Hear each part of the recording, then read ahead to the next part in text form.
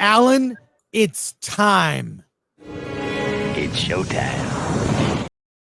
Let's talk about Beetlejuice Beetlejuice. This is the sequel to the film from 1988. Yeah. Tim Burton's classic. It's a comedy, it's horror, it's music, it's Michael Keaton created a character that has endured for decades. I don't care what convention I go to, there's always a Beetlejuice. And should mention that this is a year before Batman as well. Yes. This is when people just made a movie and put it out, and there you go. It is now here, and I for one, very excited for this film. What do you think of this? You like it? Alan, did you like it? And tell us the story for Beetlejuice Beetlejuice. Okay, so Beetlejuice Beetlejuice. We return to the Dietz family. Sorry, it's the return of the Dietz family as they return to Winter River, Connecticut, after the death of Patriarch Charles in a weird, mysterious plane crash and shark accident. Lydia and Delia, played by Winona Ryder and Catherine O'Hara, return home to take care of the house, and they have Lydia has a daughter, Astrid, played by Jenna Ortega. They are estranged. Astrid doesn't believe that Lydia can see ghosts, thinks it's all a scam, and mostly because of the death of their father and how they've never been able to reconnect in the afterlife. So as things go crazy, they go back to the house, and mysterious forces occur, needing the help of Beetlejuice to help solve the crime. Meanwhile, Beetlejuice himself has an ex-wife, played by Monica Bellucci, who is out to kill him. And this is where I'll end. But let's just say all hilarity will ensue. That's a it's a very short version of what we saw. Yep. There are here's the thing. That first movie is weird. That movie it's weird. It's 90 minutes. It's fun. It's very a lot of practical effects. Yeah. Very little. It was a lot of blue screen, right? But not like there was no computer graphics. Yeah, it was stop motion animation. Yeah. Stop motion animation, practical effects, makeup effects. It's a classic. It's a classic, and it's a very weird movie. This film takes a lot of what you loved, a nostalgia fest, throws it in, along with a subplot for every single character. Yeah. Lydia, Astrid, even Beetlejuice. He's being hunted by Willem Dafoe as a ghostly cop. Even Delia has a subplot. Delia has her own subplot. It's like they took all the ideas they had for Beetlejuice follow-up and used them all. It's very convoluted. Now, Michael Keaton's only in the movie for like 15, 20 minutes. He's in longer than that. Okay, 25 minutes. The thing is, his screen time is limited, and when he's on screen, it's great. It's fun. He hasn't lost it. He looks the same as he did in the 80s. It's amazing what they did. But it seems so much is rehashed. So much is like nostalgia with very few new ideas. They repeat jokes from the first movie, which was my reaction. You bunch of losers! You're working with a professional here!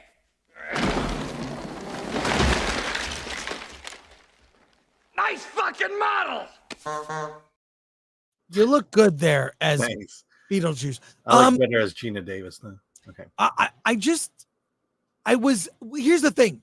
I was disappointed and I had a good time.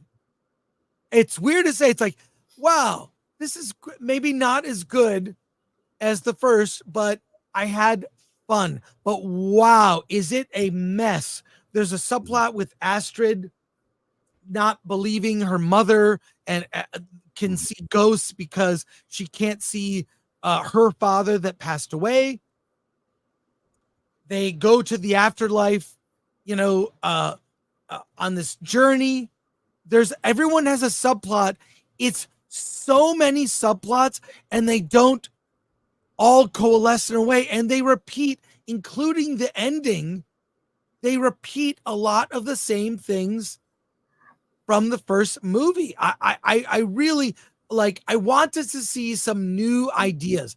And after seeing the Beetlejuice, I wanted to watch the original. I watched it again after seeing it, and there's something missing with the Gina Davis, Alec Baldwin, sort of the normal parents. Yeah. That felt like caring. Well, they were the sympathetic characters. They're the ones that we Yes. connected with.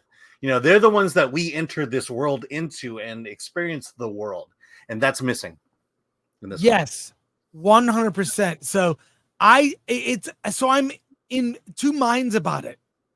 It's objectively from the script not good, disappointing, and when Michael Keaton is in the movie, I had a good time. So it's a 5 for me. It's a 5 out of 10. So it's a not recommended. I can't recommend it. Yep. And but God, that character is so good. Yeah. It really, the flaw is the script. The script for this thing was a bunch of ideas that don't connect, and the end is a mess. It's a mess.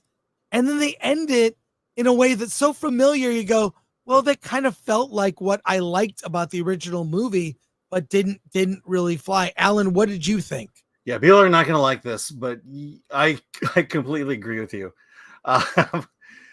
And okay, so you're right in the sense of there's very little depth in the story. The story is the first half of the movie is essentially it's the Dietz family story, and the second half is when Beetlejuice comes in and really livens things up. Yes. And it's a very long movie at that point. There's zero depth to it. But like you say, I did have fun with the movie.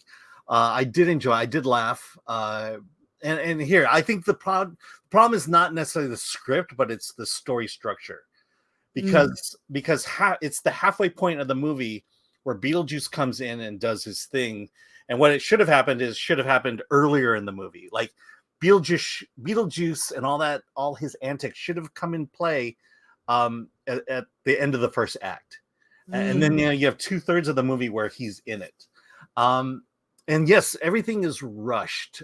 There's a story involving Astrid and a guy. A boy. She likes a boy. Yeah, that's new. She likes a boy, and I'll say this: that was pretty interesting. And then the developments of this relationship of the boy got more interesting, and then it ended. Right. It ended like quick. And it was like it was a literal plot device that ended, and the movie kept going on for another act. There's also Monica Bellucci for playing Dolores. Yeah. I really like this because it brought stakes to the movie. She plays she's a ghost like Beetlejuice. They get married a long time ago, and which is hilarious. And she's a soul sucker, so she could literally kill him for good. And that's kind of the tension of this. But the story is told at the beginning of the movie, and then it's resolved at the very end of the movie, and there's very little of her in the middle of the movie.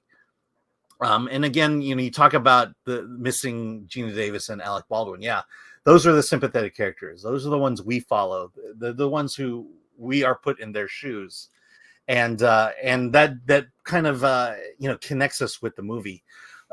Not so much with Lydia and Delia. They're the same weird characters that they were in the first movie, which is ironically the fun part of it. We revisit those characters. They haven't changed a whole lot. I do like the fact that Delia has has a bigger role in this movie because I like Catherine O'Hara and she's Same. all great. So yeah, I'm very mixed on this. You gave it a bare non-recommendation. I'm giving it a bare recommendation. If you want to go back to the world of Beetlejuice, I think you'll get it. I think you'll get the feelings of it. You're not going to get a story with much depth. And weirdly enough, as much as there's not a lot of depth in this story, it's actually written fairly well to where it kind of carries you through. But you should demand more from a movie. I'll say that. Well, I'll just say that having watched Beetlejuice after seeing this, that's what pushed it over to a non-recommend to me, because it's such the heart of it, and Gina Davis and Alec Baldwin, I get why they don't want Alec in the movie, but Gina Davis is around, and those characters were the heart of the film throughout. It's almost their story. So for them to be absent is, I think, a mistake, or at least to not replace them with similar characters that serve that role. Right. I mean, I don't know, like even Jeffrey Jones, he had because he was kind of normal, but we know why he's not in the movie. He's had legal issues. Look it up. But Jeffrey Jones, like the clever way that they integrate him into the movie was brilliant.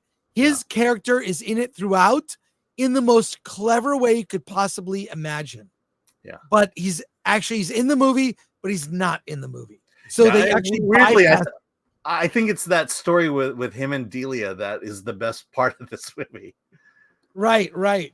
So in any case, I'm sorry I can't recommend it, but there were things that were like so disappointing to me. For example, even the entrance of Beetlejuice in the first movie, they build to Beetlejuice making his grand entrance, and it's huge and it's amazing. And in this, he's just there. He doesn't enter. And then there's a weird cameo, one scene with Danny DeVito in the beginning that was like, all right, that's one and done. Okay.